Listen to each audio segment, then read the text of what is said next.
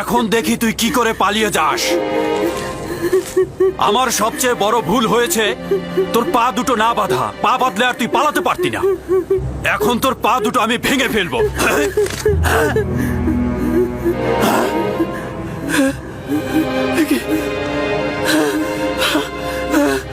আমার হাত, আমার হাত।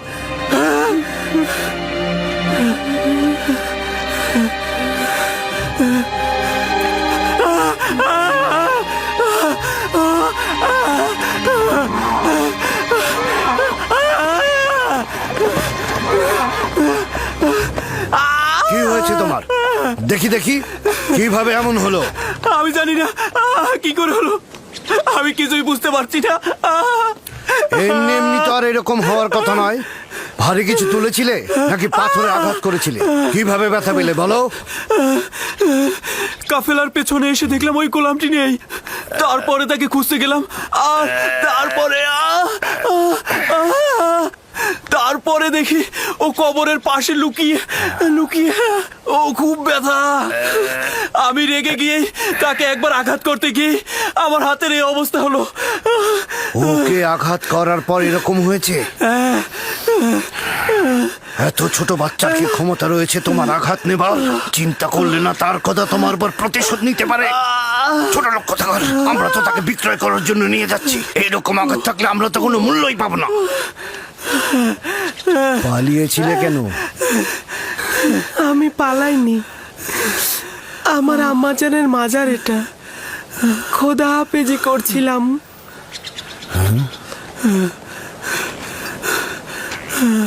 গোলামের নাম নিশানা নেই, কিন্তু জাঁকজমকপূর্ণ কবর দেখছি। গোলামের মায়ের কবর তো এরকম হতে পারে না। তুমি কে বলো তো?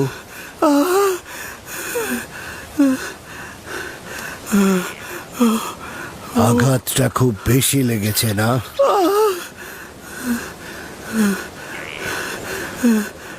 তুমি কি জানো তুমি পালিয়ে গেলে ওর উপর কি ঝড়টাই না যেত?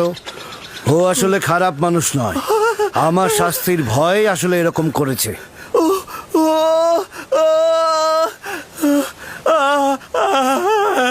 তাকে কি তুমি এখন ঘৃণা করছো?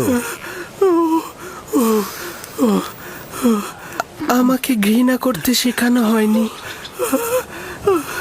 সাব্বাস পুত্র।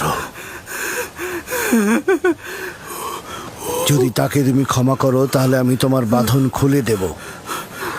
আমাকে আর আঘাত করবে না তো?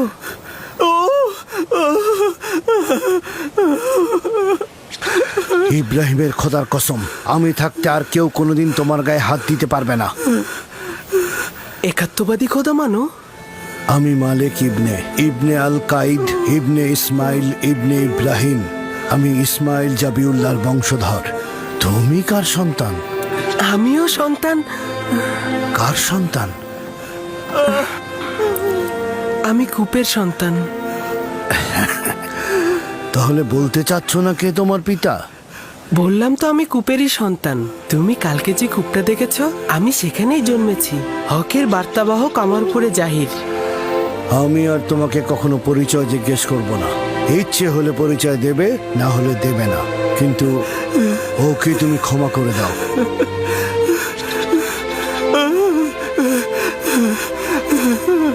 আমি অনেক আগেই তাকে ক্ষমা করে দিয়েছি। সাবাস পুত্র আমার। মায়ের কাছ থেকে বিদায় নাও, আমরা রওনা দেব।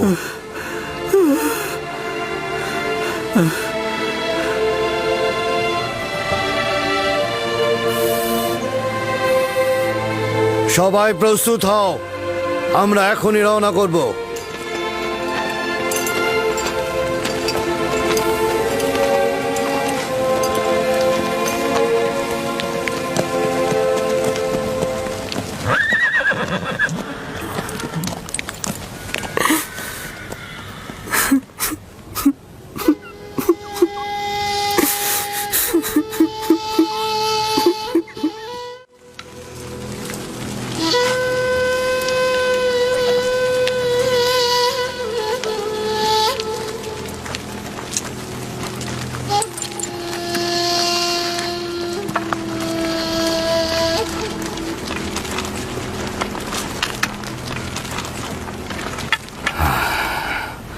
ইউসুফের কোনো খোঁজ পেয়েছো?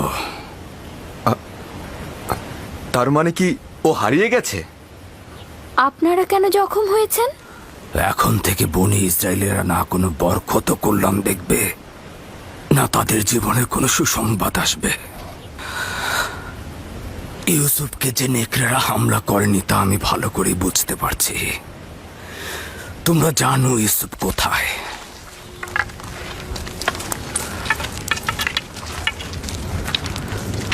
লাবি, আমি তোমার কাছে ইউসুফকে অর্পণ করেছিলাম।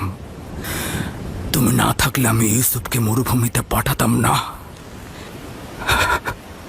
তুমি কেন ওর লক্ষ্য রাখলে না?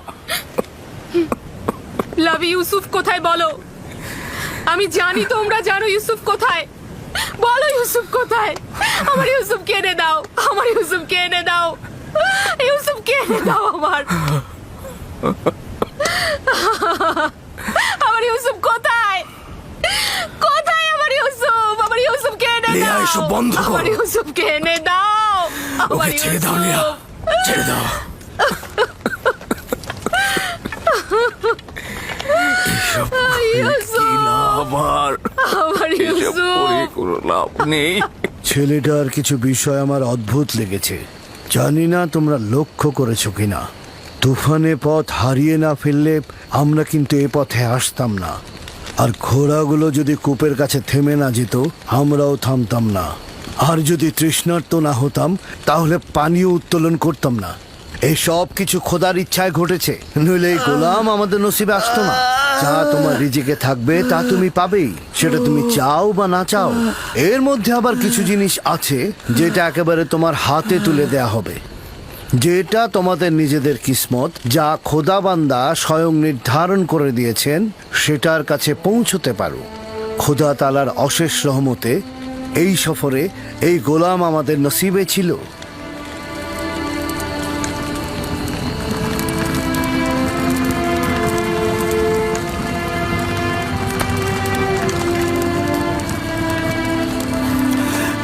হে ইশতারে খোদা, আমাকে নাজাত দাও। হে ইশতারে খোদা, আমাকে নাজাত দাও। হে ইশতারে খোদা, আমাকে নাজাত দাও। আমি আর পারছি না, নাজাত দাও।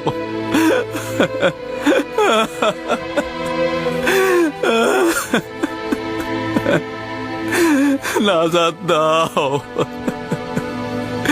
এই ইশতারে খোদা, আমাকে নাজাত দাও।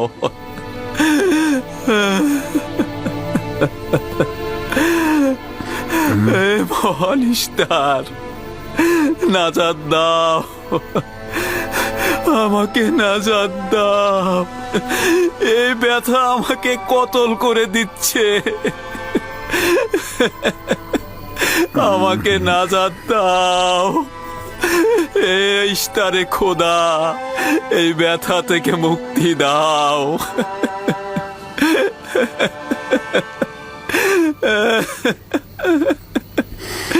নাজাত দাও, নাজাত দাও।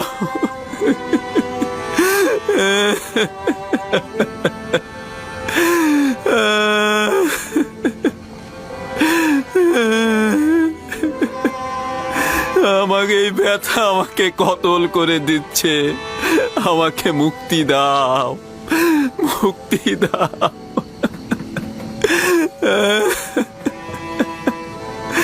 আমাকে নাজাত দাও, আমাকে নাজাত দাও। এইটা আমাকে নাজাত দাও।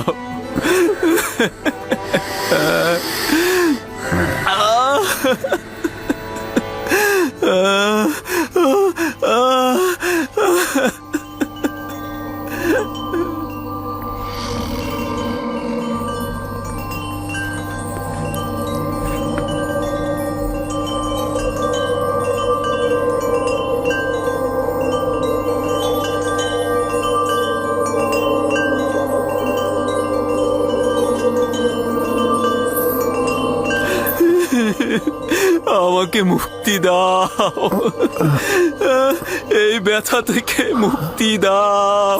ও এই ব্যথা আমাকে কতল করেছে, আমাকে নাজাত দাও।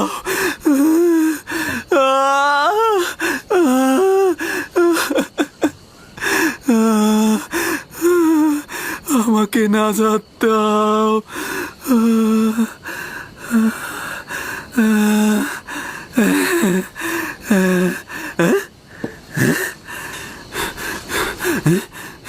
তুমি কি করলে?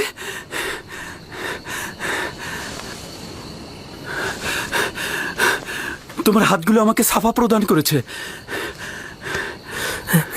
আমি তো কিছুই করিনি, সবাই তো এটাই করে। একটু মালিশ করে দিলেই তো ব্যথার পরিবর্তন হয়। কিন্তু এর আগে জনাব মালেক আমার হাতে কত কিছু দিল, মালিশ করলো। কই, তখন তো ব্যথা কমলো না? এখন তো ব্যথা নেই।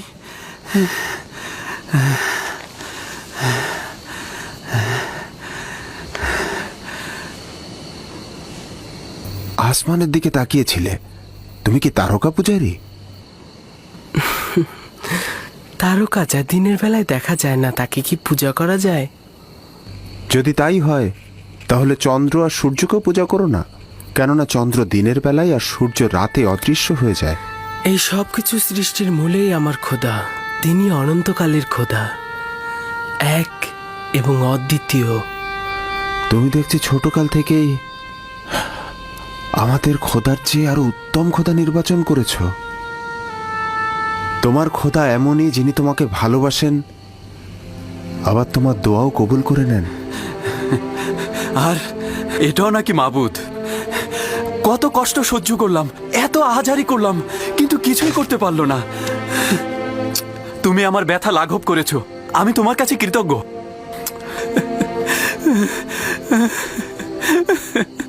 আমি তোমার কাছে কৃতজ্ঞতা জ্ঞাপন করছি। এই কয়েক ঘন্টায় ব্যথায় আমার জান যাবার উপক্রম হয়েছিল। আমি তোমাকে চর মারার জন্য তোমার কাছে ক্ষমা প্রার্থনা করছি। চরটি ভালো ছিল। যদি চর আপনার হেদায়েতের কারণ হয় তাহলে আমি সন্তুষ্ট। এই এলাকার অধিবাসী হিসেবে এখানকার সব পথ সম্পর্কে আমি অবগত। প্রতিবার আমি কাফেলারদের পথ দেখাই, কিন্তু এবার মনে হচ্ছে তুমি আমাদের পথ দেখাবে। হেদায়েত তার হাতে। তিনি যাকে চাইবে হেদায়েত করবে, যাকে চাইবে না হেদায়েত করবে না, তাকে অন্ধকারে ডুবিয়ে রাখবে।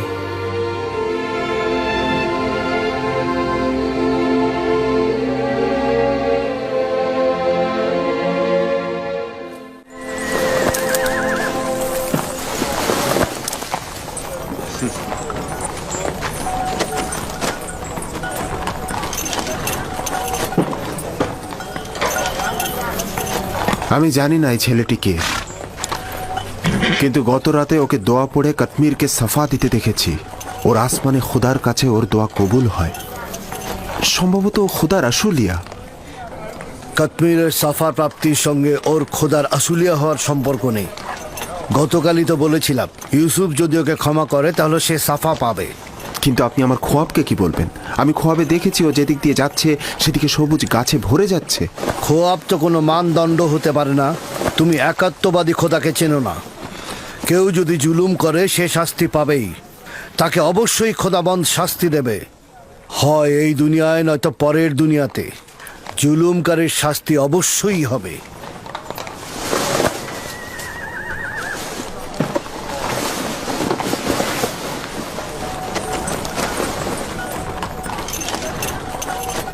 এই অঞ্চলটি সবুজ ও আনন্দময় ছিল, কিন্তু এবছর অনাবৃষ্টিতে আমাদের ফসলগুলো সব ঝুঁকির মুখে। আমি এই অঞ্চলের বাসিন্দা। যদি বৃষ্টি না হয় তাহলে দুর্ভিক্ষে সব শেষ হয়ে যাবে।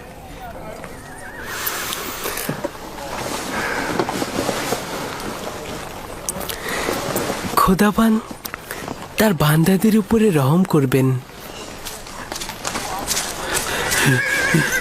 জনাব মালেক, একজন কাফেলার অবস্থা খুবই খারাপ, আপনি একটু দেখবেন?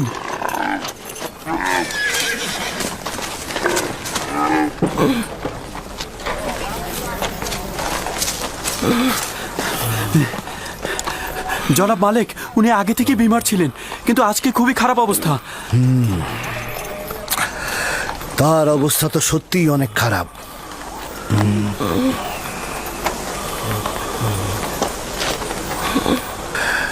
তার তো নিঃশ্বাস আসছে আর যাচ্ছে।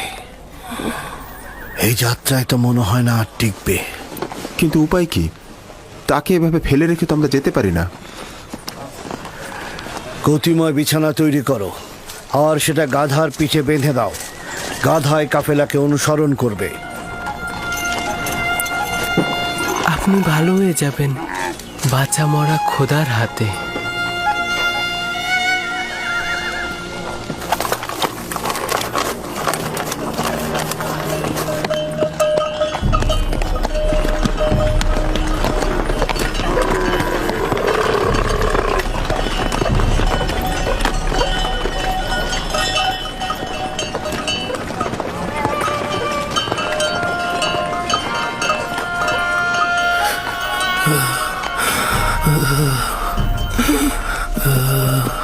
প্রিয় পুত্র, আমার আমার আর সময় বেশি নেই। আমি আর বেশিক্ষণ বাঁচব না। তুমি চলে যাও, আমি মারা পড়বো। আমি আছি আপনার কিনারায়। চলে যাও। আপনি উত্তেজিত হবেন না। মৃত্যু ও জীবন খোদার হাতে। তিনি কাউকে নিরাশ করেন না।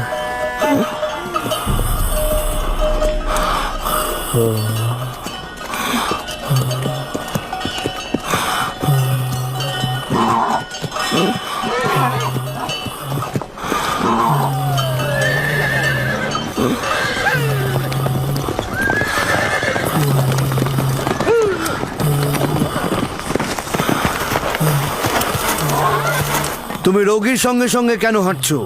আমিও নিষেধ করেছি, কিন্তু আমার কথা শুনছিই না। আমি তাকে একা রেখে যেতে পারবো না। আপনি অনুমতি দিন, আমি তার সঙ্গে থাকবো। তার বিমারি কঠিন পর্যায়ে গিয়েছে। এখানে তো তোমার কিছু করার নেই। খোদাবান সাহায্যকারীদের ভালোবাসে। আপনি চিন্তিত হবেন না। লক্ষ্য রেখো ওর দিকে।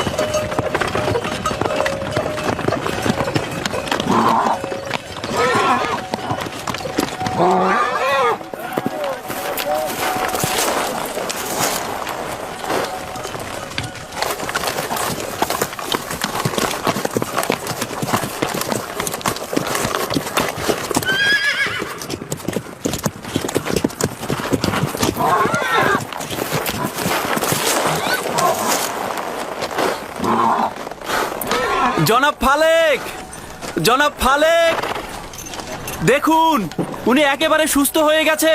উনি মৃত্যুর কোল থেকে নাজাত পেয়েছেন। দেখুন কি অদ্ভুত ঘটনা, উনি একেবারে সুস্থ হয়ে গেছেন। আপনি সত্যিই সুস্থ? দেখতেই তো পাচ্ছ, আমি দাঁড়িয়ে আছি। তুমি ওনাকে সাফা দিয়েছ আমি যেভাবে কাশ্মীরের হাতকে সাফা দিয়েছিলে? খোদাবান সাফা দিয়েছে, আমি তো শুধু দোয়া করেছি। জনাবে মালিক, জনাবে মালিক, দেখুন এই বৃদ্ধ লোকটি সাফা পেয়েছে। জনাবে মালিক,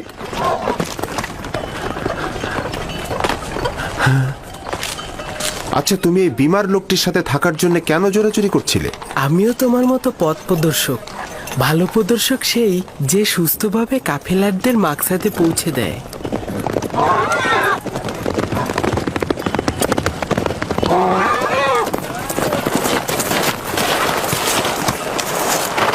ব্যাপার কি, সবাই থেমে গেলে কেন? ইউসুফ আমাকে বলল এই গতিময় বিছানা থেকে নেমে এসো।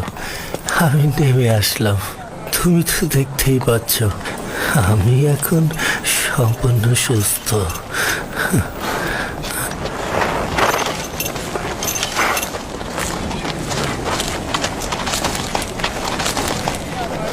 আরে আপনি তো সুস্থ হয়ে গেছেন। ইউসুফ আমার জীবন বাঁচিয়েছে, আমি ওর কাছেই ঋণী।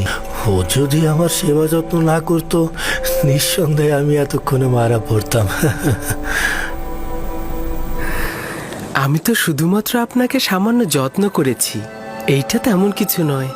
উনি তো একেবারে মৃত্যু সজ্জায় ছিলেন, ওনার বাঁচার কোনো আশাই ছিল না। আমি জানি না তোমার খোদা কেমন খোদা, শুধু এইটুকু জানি তিনি অনেক শক্তিশালী আর তোমাকে অনেক ভালোবাসেন। তুমি আমার জন্য দোয়া করলে আর তোমার দোয়াতেই আমি ভালো হয়ে গেলাম।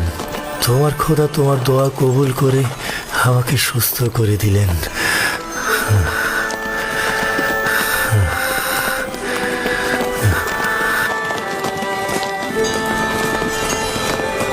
সবাই রওনা করো।